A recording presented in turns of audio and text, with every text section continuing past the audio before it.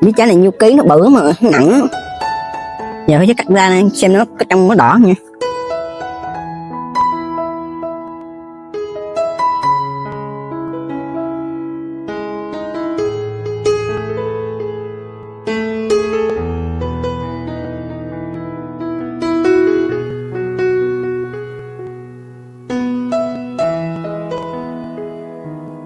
Wow, đỏ mọi người.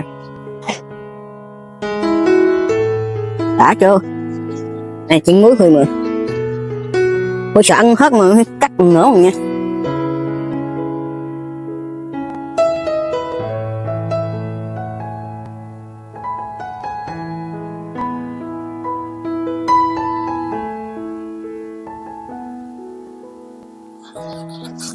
Chỗ Huy hôm nay có mưa mà. Mưa hồi tối giờ không mà. Giờ nó tạnh mà. Cái muỗng ăn nè.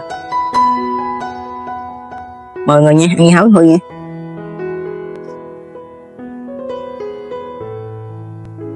Đấy, trên. Mời người nha.